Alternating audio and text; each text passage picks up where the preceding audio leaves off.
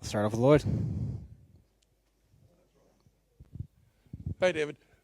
Curious about Ronnie Mauricio. Is it true he only has one option left? And does that, because he was a very highly rated prospect, he was like the Carson Bench not so long ago. Does that put a lot of pressure on you of how to use him? Does it make it reluctant to call him up if need be? I'm just curious about his status. Now. Ronnie had a great spring. He had a really good offseason. I think the most important thing for him right now is to go and have a lot of success in AAA, and we think he's going to do it. He's proven his versatility can impact us in a variety of different ways, and the nice thing about an option is we can, we can use that throughout the entirety of the year. So we do have enough flexibility there to use him when we have the opportunity, and I think we're pretty confident that he's going to impact us this year. Max on the right. David, after watching this team all spring, what is it that gives you confidence this club has what it takes to win a World Series this year? I think it's a well-balanced group, and it's a group that seems to be coming together pretty well right now. We know we're going to go through ups and downs over the course of the year. Every team does, and I think right now we're in a pretty good state to withstand what comes at us. I think there are various ways that the roster can compensate for underperformance, injuries at a variety of different positions, which we know is going to happen. Not everything's going to go perfectly. And so I like the group. I like where they are. And it should be a fun year. A lot of work goes into getting to this point. How much are you just looking forward to seeing the guys roll out there, opening day, the hoopla that comes with that, and just being able to see your pieces of the puzzle just out there on the field? Yeah, opening day is a lot of fun. I think we all get to be fans on opening day, and I was just saying that out there. This is one of my favorite days of the year, the workout before opening day, after rosters are set. Can exhale for half a day and enjoy it. And tomorrow will be very similar. Opening days are really special, and we all only have a finite number of them in this game, and I think we all recognize that. I certainly do, and I'm looking forward to tomorrow a lot. Mark in the middle.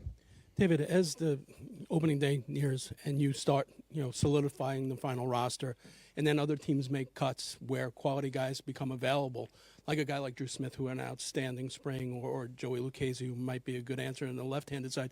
How do you weigh hearing what they did as opposed to seeing eyeballs what you saw of your team in spring training?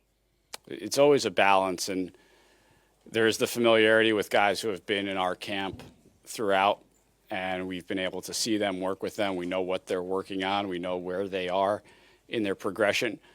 We also have scouts at other ballparks. We have plenty of information from other ballparks, so we're pretty well informed about what other players are doing throughout spring training, and then we just need to make a judgment call whether we're going to go with what we have in-house or look externally, and this year we felt pretty good about what we had in-house. Someone in the front. When Freddie walked in, it was a smile. I don't think I've seen the guy without a smile. You can tell his energy just, permeates every single room that he's in. And Mendy credited him really when he said this is a guy who helped bring these new pieces along, helped us gel during spring. How have you seen that, and has he just been everything that you've kind of hoped for and expected to be to this point? Yeah, Freddie's been the same since I first met him when he was 19 years old, and it's big smile, it's authenticity, it's love of baseball. Appreciation for his teammates, support of his teammates, and we've seen all of that over the last 6-7 weeks in camp. And we're also going to see a really good competitor when he takes the mound. And I think that's sort of the trick with Freddie, is he can be this genuine, positive individual, and then when he takes the mound in front of 45,000 people, he's as competitive as anyone, and that's a lot of fun to watch. Andrew on the right. What impressed you most about Carson's body of work this spring that lended itself to him making the opening day roster?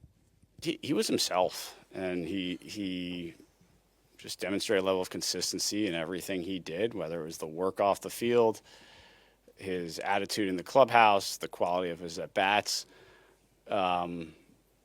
It was just a very steady, professional camp for a guy who was under a fair amount of pressure, and whose name had been in the headlines for a little while, was clearly going to be a story coming into camp. He had to know that. He certainly did know that.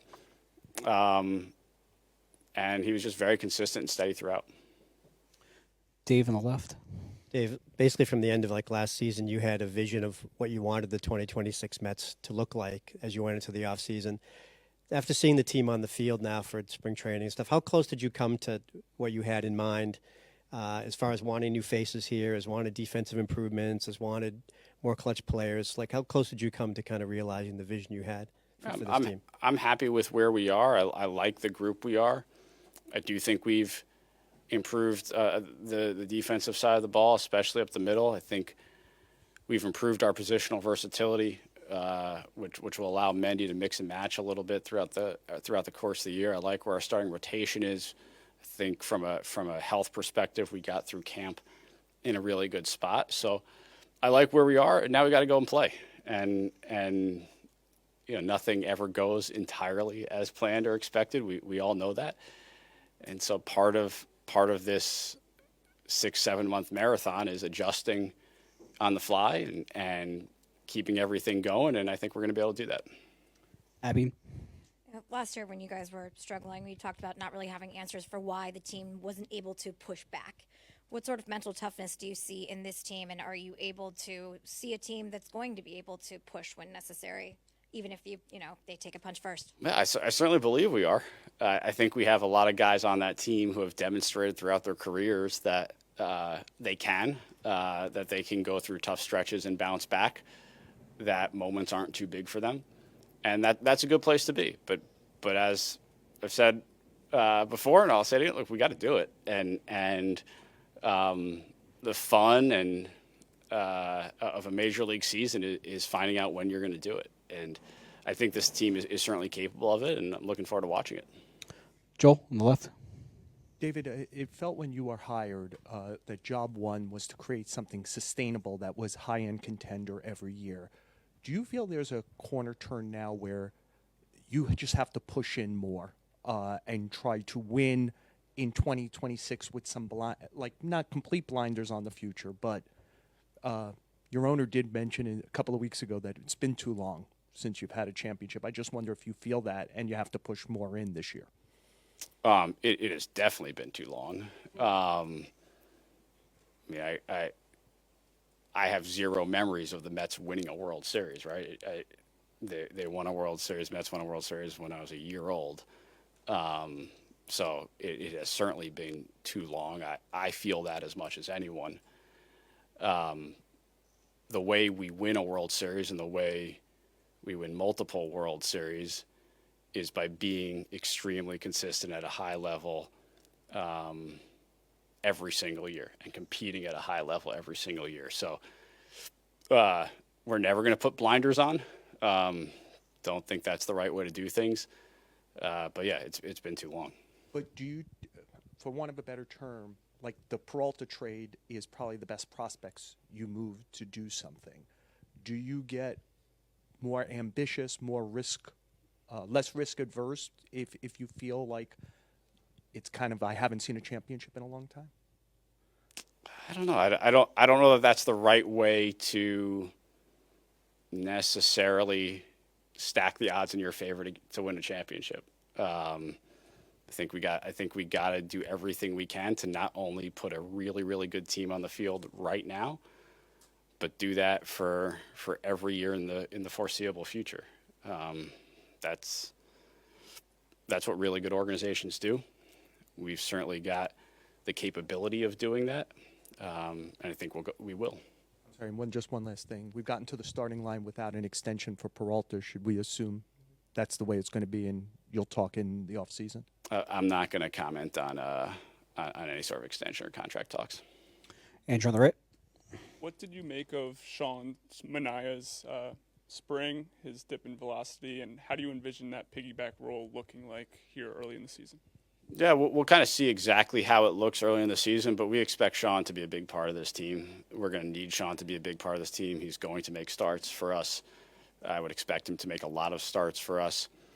I think we saw some flashes of really good during spring. I think we saw, especially in the last couple outings, the secondary stuff play pretty well. Command of the secondary stuff I thought was pretty sharp towards the end of spring.